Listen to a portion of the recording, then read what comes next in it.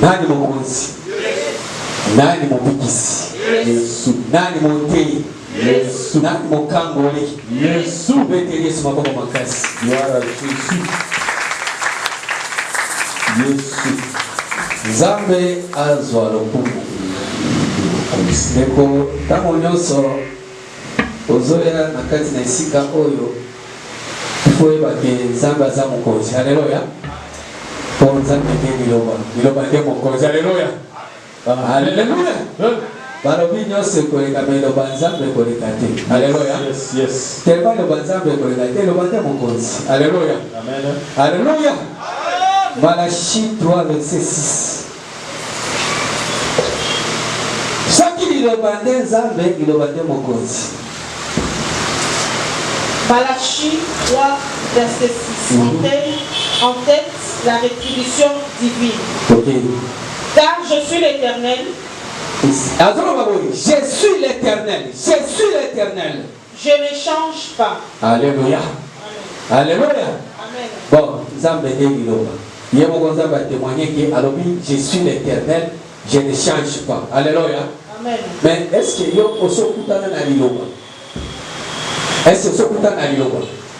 Osokutana na Nzambe. Alléluia.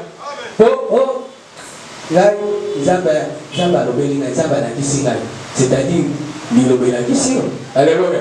Amen. Alléluia. Amen. Nzambe alobeli na, c'est-à-dire liloba lobeli yo. Alléluia. Amen. Tu vois, est-ce que osokutana na liloba o ezali éternel? Oh, liloba soki elobi yango te tika libela na libela echangeaka te. Est-ce que osokutana na Nzambe azali liloba soki alobi makambo alobi echangeaka te. Je suis l'Éternel, je ne change pas. Alléluia. Amen. Alléluia. Tango mo yokaka, tango monaka, tango Nzambe alobelaka, tango monaka Nzambe. Est-ce que kutanaka na Nzambe azali liloba, mais liloba ezo changer te. Alléluia. Pour ce que kutani na liloba o ezo changer te, yango te eza éternel, yango te eza Nzambe. Alléluia. Alléluia. Amen. Pour balobi nyonso koleka me liloba Nzambe koleka te. Si vous kutana liloba eza éternel. Alléluia. Peut ezala Nzambe po eleka te. Alléluia. Amen. Alléluia. Amen. Alléluia. Amen. Est-ce que nalobi te? Et ça le temps. Bon, si on écoute liloba, on écoute liloba. Oui, c'est ça. Oh, on écoute la liloba, c'est ça dit, eleki. Et ça dit, eleki. Bon. Alléluia. Si on t'a ozo yoka liloba, tant qu'on viva qui ango eleki fait. Alléluia. On connaît la monnaie. On écoute liloba fait ango. Oh, on t'a la eleki. Et ça va Nzambe. Et ça éternel. Et ça éternel. Il y a un peu qu'on identifie avec l'éternel. Alléluia. Ce côté il est quitté. Le est éternel. Il y a un peu qu'on dit Alléluia. Alléluia. Jean 6, verset 68.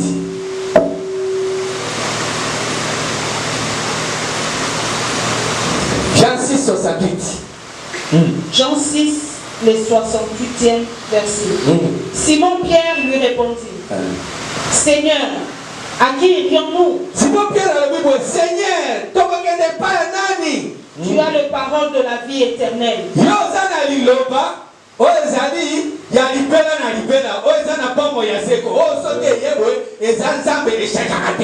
Alléluia. Amen.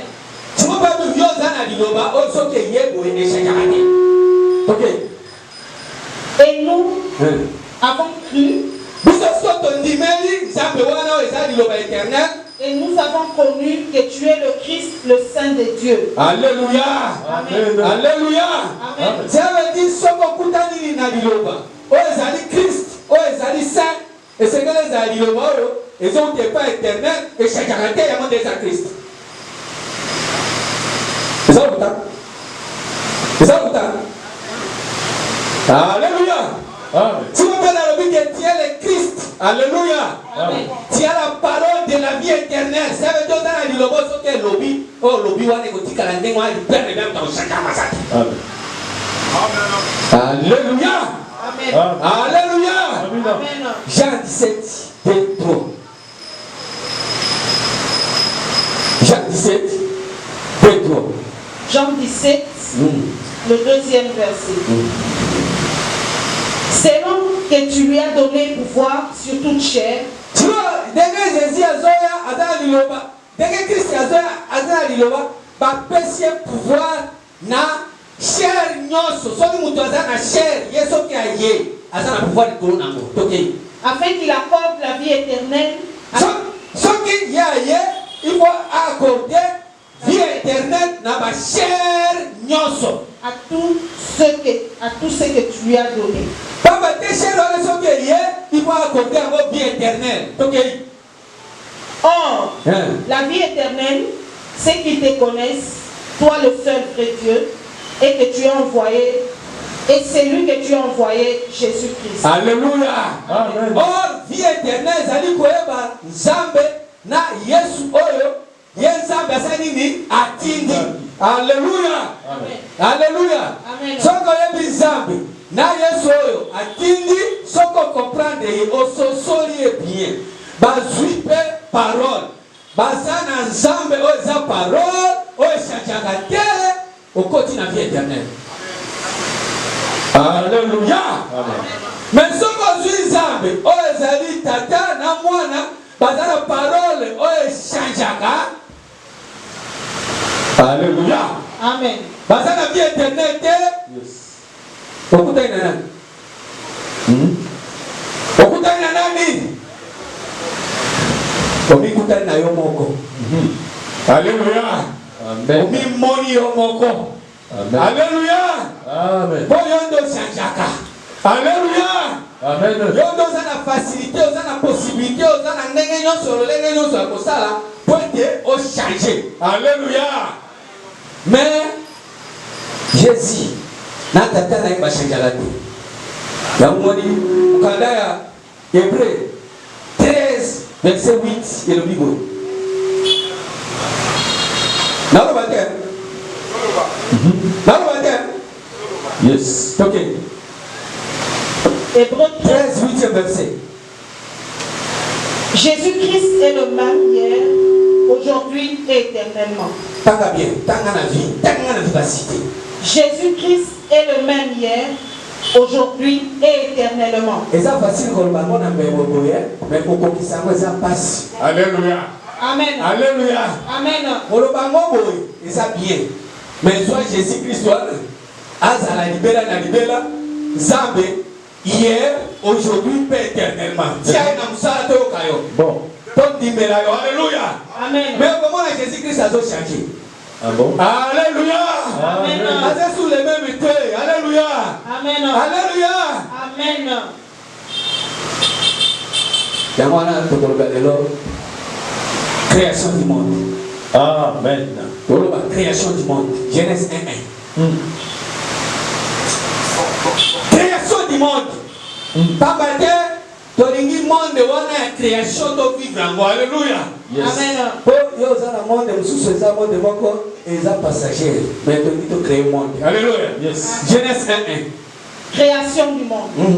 Au commencement, Dieu créa les cieux et la terre. Point. Alléluia. Amen. Au commencement, Dieu créa les cieux et la terre. Point. Oh, création du monde, ezali kaka cieux na terre. Soka moni monde, ezana cieux na terre, le ba ke wana eza monde oyo Nzambe a créé. Soka kuti monde, eza ciel na terre, tuna nani akia kiango. Nani akela kiango. Papa bi création du monde. Dieu créa le ciel et la terre. Balobi te bakomi balobi makambo ya ciel ya wati. Alléluia. Amen. Alléluia. Parce que soki yo okutani na monde, oyo ezali na ciel, na terre, il faut sepela po eza monde ye moko éternel asani ni a créa kiango. Mais soki okutani na monde, eza na ciel, na terre, ça l'attention. Alléluia. Alléluia. Alléluia. Amen. Deutéronome 4, verset 19. Yes. Deutéronome 4, le 19e verset. Veille sur ton âme. Veille na âme na yo. Veille na âme na yo. Veille na âme na yo. Mutoza composé na esprit, âme na corps. Alléluia. Amen. Alléluia. Amen. Veillez na âme na yo. Veillez na âme na yo. Ok. De peur que levant les yeux vers le ciel et voyant le soleil, la lune et les étoiles, toute l'armée des cieux, tu ne sois entraîné à te prosterner en leur présence et à leur rendre un culte. Ce sont des choses que l'Éternel, ton Dieu, a donné en partage à tout le peuple sous le ciel tout entier. Alléluia. Amen. Omoki kotombola biso omoni ciel, omoni soleil, omoni lune, omoni étoile. Sala attention na ame na yo po gumbamela yango. Po soko gumbameli yango, Nzambe azomona yo biloko wana apesaki yango ba peuple. Po te ba peuple nde bakoki kotala na ciel, bamoni soleil, bamoni lune, bamoni ba étoile, bagumbami. Soki bamoni ciel, bamoni ka étoile muke bagumbami. So bamoni ciel, bamoni ka lune muke bagumbami. So bamoni soleil bagumbami. Mais yo te, alléluia. Amen. Alléluia. Mais yo kosala bongo te parce que soko sali bongo, okotikala komona ka jamais monde oyo Nzambe akela. Okotikala konvivre jamais monde oyo Nzambe akela oyo eza na ciel na terre. Or monde ya ciel na terre, na monde ya terre na ciel, eza deux mondes différents que c'est. Pour monde ya ciel, ba peuple te baza na terre. Bazo kumba melanini, ba étoile. Ba foule te baza na terre. Bazo kumba melanini, ba lune. Alléluia. Ba wana nyoso baza ba armée du ciel. Oui. Baza ba bato ba bundaka. Ba bundaka pe ba bundisaka na Nzambe. Apocalypse 12 verset 7. Yes. Apocalypse 12, le 7e verset. Et il eut guerre dans le ciel. Guerre est à la carotte. Un ciel. Guerre est comme dans le ciel. Puisque ciel, c'est au bout du ciel. Au bout du bilan, vous avez le ciel. Baline, bah, toi, et soit ta trône. Alléluia. Amen. Tant que je trône, tant que vous voyez, ça va me trône, vos yeux, aux amants des Zambé, à créer un côté. Bah, c'est pélaté. Alléluia. Amen. Alléluia. Parce que bango baza na étoile bazo prier. Baza na lune bazo prier. Baza na soleil bazo prier. So voyez bisi bango marqué ba lumière nyonso ba luminaire ozo prier wana oza bato basali bino na 4e jour. So to luki bino na 1er jour ozaki. Alléluia. Amen. Alléluia. Amen. Ce qui te luki bino na création ya monde ya Nzambe o eza ciel na terre ozaki. Ba aussi planté ba Christ tout. Il qui est dans les ciels. Alléluia. Amen. Alléluia. Amen. Alléluia. Luc 10, verset 17.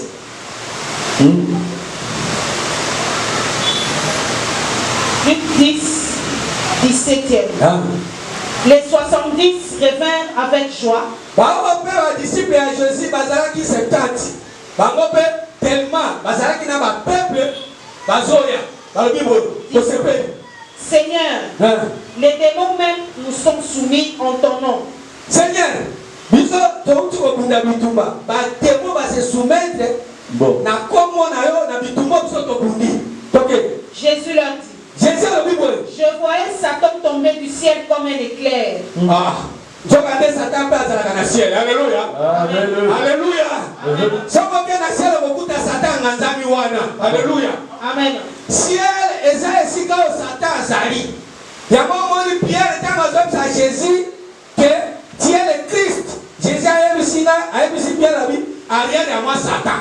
Pour moi qui Pierre na Christ au hasard dans le ciel. Amoni Pierre na Christ au hasard dans le ciel. Au lieu qu'on a Christ au hasard dans le ciel, alors que Christ au hasard dans le ciel.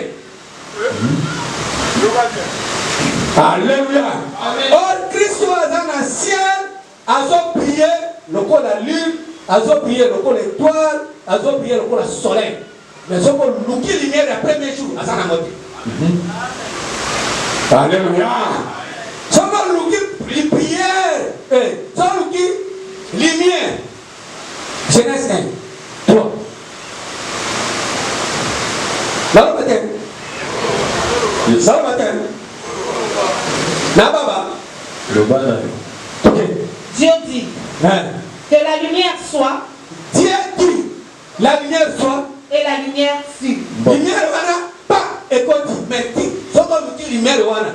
Oh nzamba lo baki wana. Tel est l'eau soko luki wana ciel kuta ngote.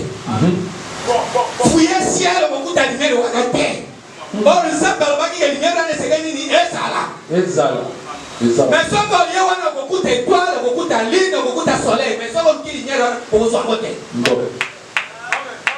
Alléluia. Alléluia. Oh, lumière wana, selon Zambé, dans Genèse 1, verset 2. La terre était informe et vide. À côté de terre, et ça vide. Il y avait des ténèbres à la surface de la terre. Il y a des ténèbres et si qu'habille mes amis. Et Psaume 64, verset 7. À côté de gaga, ténèbres. La place habille mes amis. Ok. Psaume 64, 7.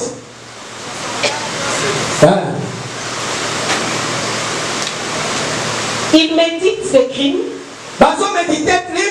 Nous voici prêts. Les plans est conçu. Alléluia. Amen.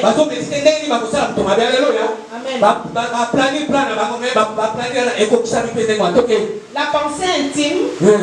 Le cœur de chacun est un abîme. Alléluia. Amen. C'est-à-dire, moto a la pensée intime et en cas de moté manae et son côté un abîme. Ce qu'on est ce qu'on abîme voilà. Ce qu'on couti, moto a un abîme, on a la passion nae, a donc ça la complot nae. Ce qu'on continue à faire voilà. Ce qu'on tient lumière et qu'on t'aille. Alléluia. Ce qu'on tient lumière na terre et à Genèse 1 terre. Lumière et à Genèse 3 et qu'on t'aille. Mais ce qu'on voit ici, lune, étoile, soleil et cocotte. Pourquoi? Parce que ma penchant on est abîme. Alléluia. Il y a un moment où il va te bénir, mais on sait qu'il ne peut pas m'attendre. Vous te bénir, on sait qu'il ne peut pas m'attendre. Alléluia. Pour ce moment, les pas Nzambé, lumière Nzambé, ils ont cocaté. Il faut que les besoins soient étoiles. Non, le bâtiment. Non, le bâtiment. Parce que nous devons concevoir pour Soba. Alléluia. Tant que nous concevoir pour Soba, au lieu de la lumière et on a manqué. Et quand on a quatre de création Genèse 1, et ça les va aligner à côté. Oh, ça est donc un Mukandaya, Psaume 8, verset 4. Psaume chapitre 8, le 4e verset. Quand je contemple les cieux,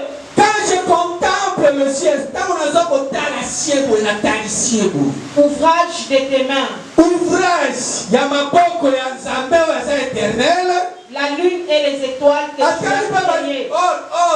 Or, basio wana eza ouvrage ya maboko ya Nzambe. Na bali no na Nzambe desa, mais Nzambe alingi ciel pour le ciel. Alléluia. Nzambe alingi ciel pour le ciel.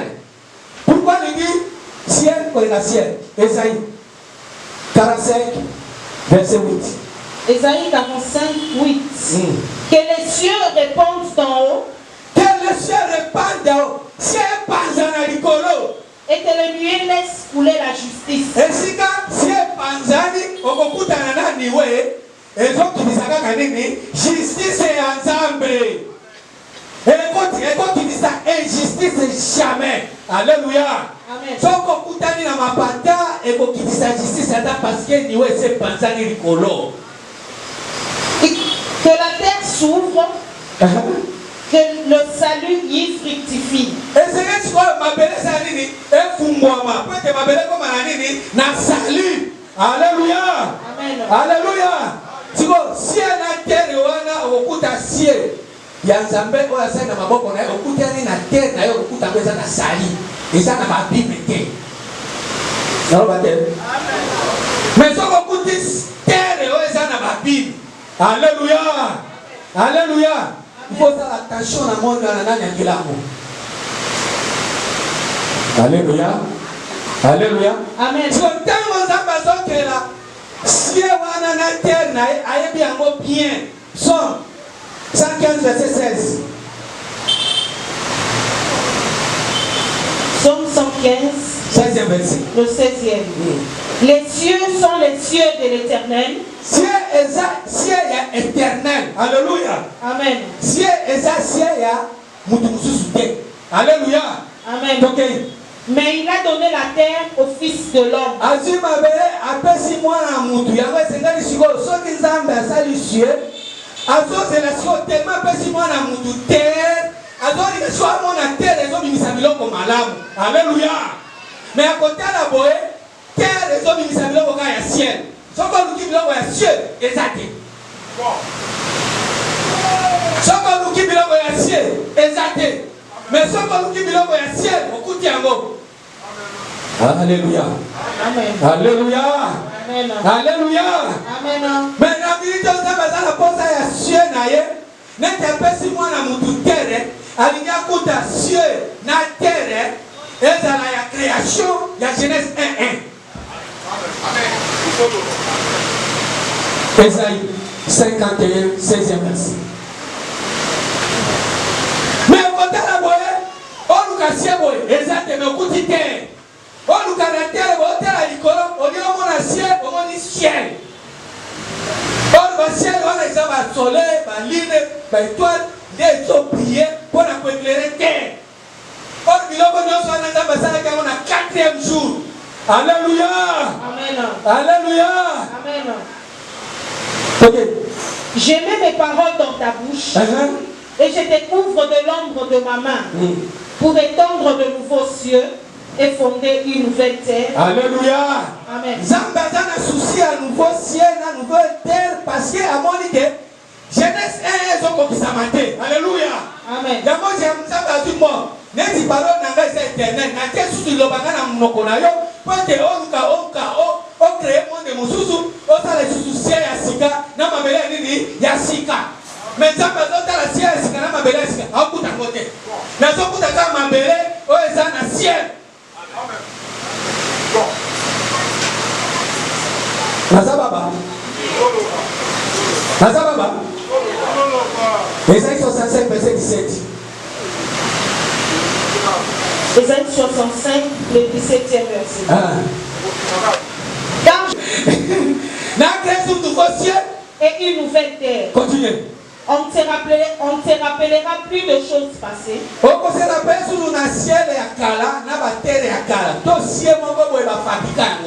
Alléluia. Amen. Il y a moyen de fabriquer cieux. Deutéronome 32, premier verset. Deutéronome 32, premier verset. Deutéronome 32, le premier verset. Cieux, prêtez l'oreille. Cieux, prêtez l'oreille. Alléluia. Amen.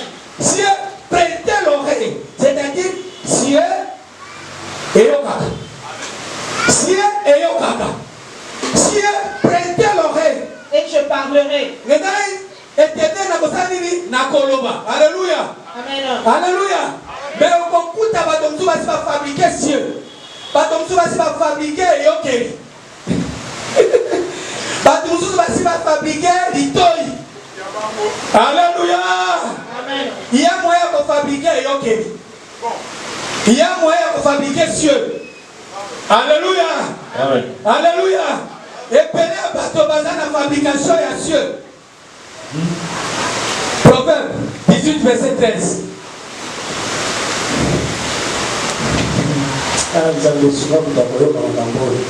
Proverbe 18, le 13e verset. Celui qui répond avant d'avoir écouté fait un acte de folie et s'attire la confusion. Alléluia. Amen. Au fond, les siens vont comme fabriquer un mot. On va dire qu'on répond sans protéger au yoka. On se sent là-bas acte à ma boma. Alléluia. On se sent là-bas acte. On se pose acte à ma boma. On va dire confusion. Qu'on fabrique à ma tito. Alléluia. Amen. Alléluia. Amen. Alléluia. Psaume 40, verset 7.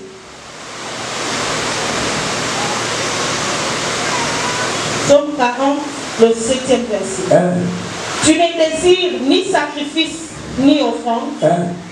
Tu m'as ouvert les oreilles. Alléluia. Amen. Jusque-là, dans le fond, nous Alléluia. Dès que nous avons fait le ciel, dans le ciel, nous avons maté. Alléluia. Amen. Tu vas dire, mais à mon niveau sacrifice, à mon niveau offrande, mais à mon niveau il y a un kangama. À mon niveau sacrifice, à mon niveau offrande, mais il y a un quitter. Alléluia. Amen. Proverbe 28, verset 9. Mais si vous avez battu votre offrande, à mon niveau de sacrifice, ça dit oui, à mon niveau, mais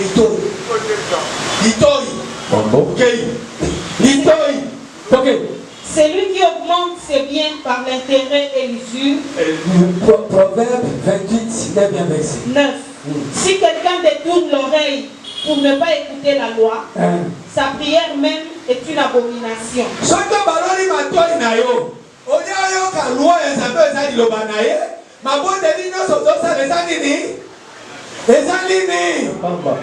Alléluia. On détourne l'oreille. On salissait Moussous à l'oreille. Alléluia. Amen. Oh, on détourne l'oreille. Moi, je peux vous l'oreille. Exacté. Mais ma prière, non, c'est ça, abomination.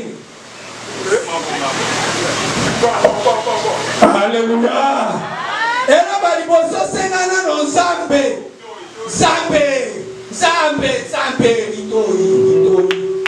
Et ça, prière de ma casse, voilà.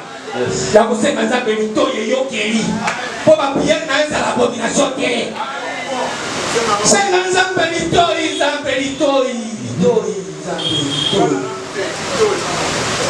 Matthieu 13, verset 16 à 17. Zambé, Sunangaï,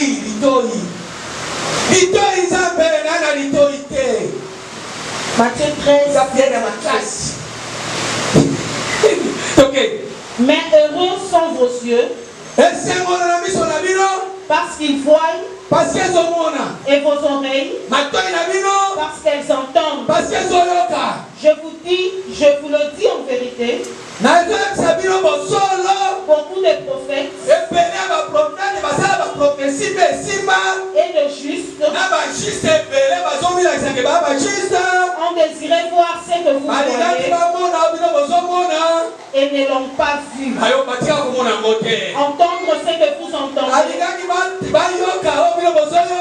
et ne l'ont pas entendu. Continuez. Vous donc, écoutez ce que signifie. Alléluia. Alléluia.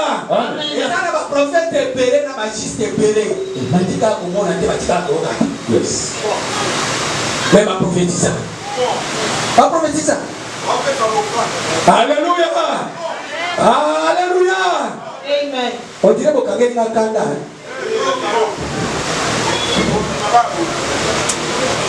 Alléluia. Luc 10, verset 23 avec 4. Luc 10, 23, 24. Et se tournant vers les disciples, il leur dit en particulier, heureux les yeux qui voient ce que vous voyez. Car je vous dis que beaucoup de prophètes et de rois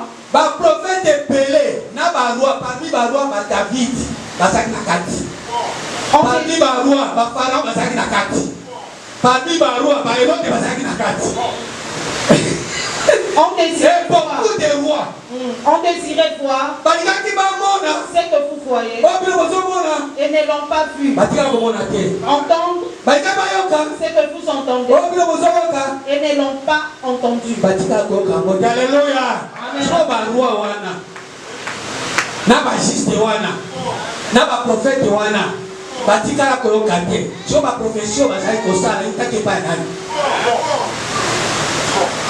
Et vous avez la ciel, la terre, celui qui va la ciel, pas prophète, n'a pas juste, vous avez la ciel, la terre. Parce qu'il n'a pas étoile, parce qu'il n'a pas ligne, parce qu'il n'a pas soleil, mais sur le qui lumière après le jour, parce qu'il n'a pas terre. Vous avez la terre. Vous avez la baba. Alléluia. Alléluia. Amen. Matthieu 11, 25.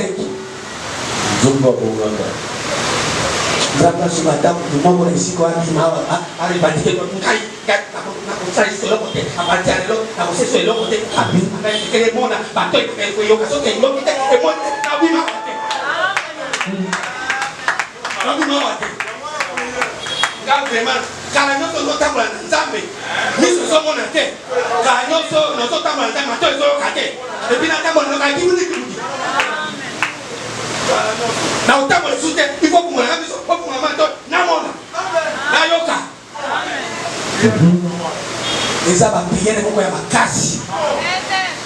Vous avez pratiqué le droit d'ailleurs. Pourquoi tu as encore avec les autres? Pourquoi tu as encore sous le demi? Et ça faut dire, il y a d'autres fois, tu as tata. Et ça faut dire, il y a d'autres dimi qui faut tomber la mission dans la ciel, dans la cieuté. Et ça faut dire, tata, il y a d'autres dans la foule. Aux gens la foule et les autres mots les mission au série dans la ciel. Il faut le la ciel, au sauter, ciel n'a eu fouvoir, au pénétrer. Amen. Némi, Némi 1, verset 9 et 12.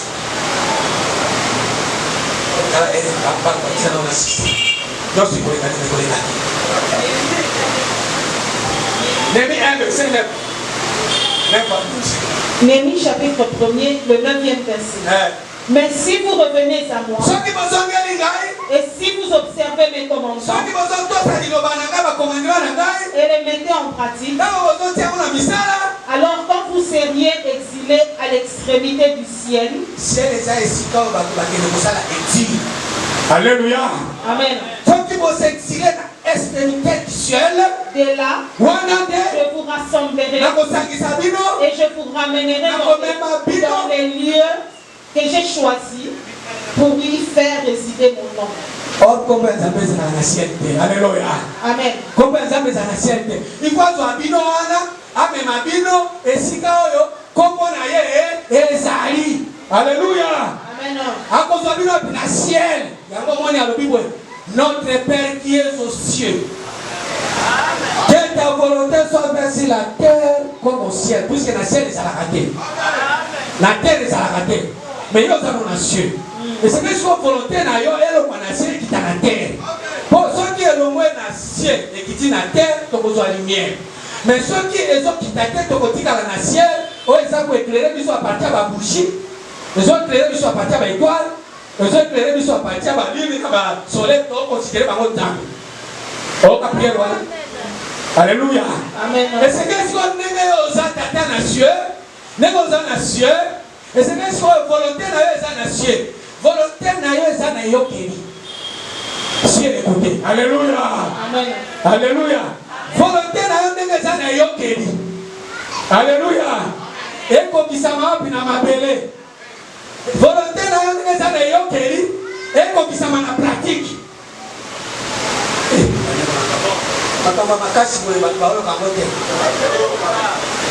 Volonté dans et c'est que tu vois m'appeler et puis ça va être dans la ciel.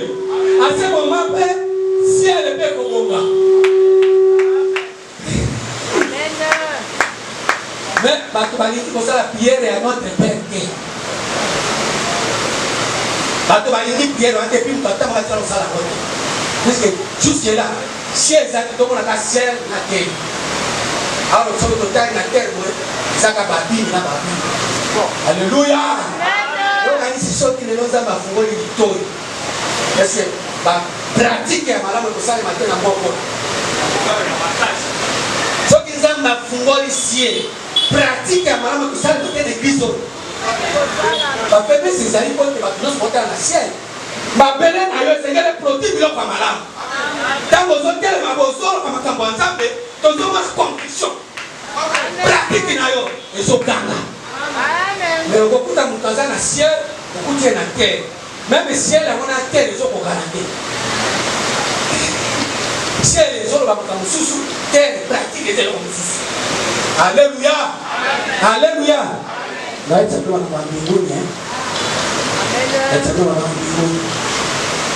Magambo, nous sommes Lola Nabino. Alléluia. Beaucoup de règle. Jean 18, verset 36. Jean 18, 36. Jean 18, le 36e. Mon royaume n'est pas de ce monde. Jésus a déclaré, alors dit, mon royaume n'est pas de ce monde. Répondit Jésus. Si mon royaume était de ce monde, ce qui le royaume est dans la cieux, la terre mes serviteurs auraient combattu pour moi, afin que je ne fusse pas livré aux Juifs. Mais, alléluia. Amen. Mais les lots, les Juifs vont s'accamparer dans Jésus. Vous devez défendre Azadé. Parce que Dieu, la terre, la jeunesse, le monde, la création, et ça. Jésus, il est là. Vous devez aller à Sakanango. Vous dites que Dieu est à Sakanango. Vous devez défendre les terres que Dieu a makambozo le bana za côté. Amen. Makambozo le bana za makambozo. Makambozo le bana za makambo ya line. Za makambo ya balambe, za baboye ya mkemke. Alléluia. Amen. Alléluia. Amen. Puisque sommes dans la carte de lumière, oh Zambia Sala qui na Genèse 1 verset 3, mutu soki ayeli o line, étoile au mango. Au mango. Alléluia. Amen. Alléluia. Amen. Mais lelo, bato ya étoile, bato ya bougie, bato ya même écart ya montre, bato ndisa mina ba télévision nyonso. Alléluia. Amen. Alléluia. Jésus,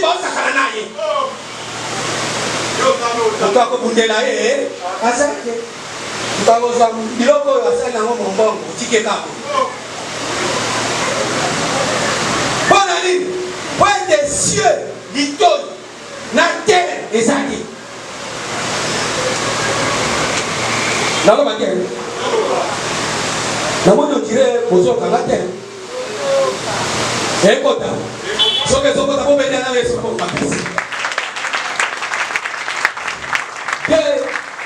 Pierre 3, verset 11 à 13. 2 Pierre 3, le 11e verset. Puisque donc toutes ces choses doivent se dissoudre,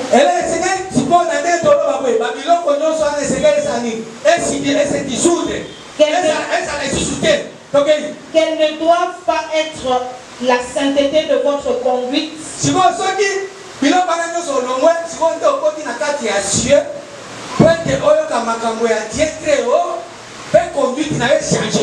et votre piété. Alléluia. Amen. Alléluia. Amen. Okay. Tandis que vous attendez et hâtez l'avènement du jour de Dieu, à cause duquel les cieux enflammés se dissoudront.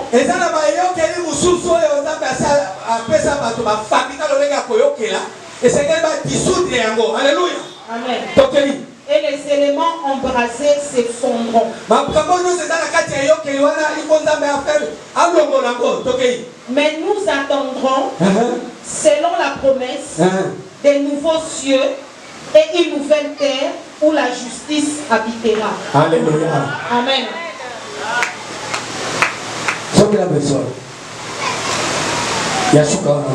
Nous attendons. Mais nous attendrons, selon sa promesse, des nouveaux cieux et une nouvelle terre où la justice habitera. Amen.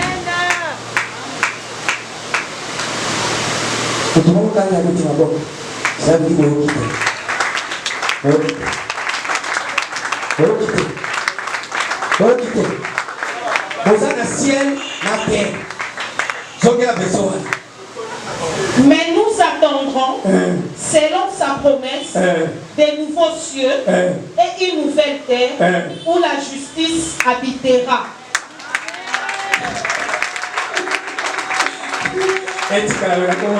Amen.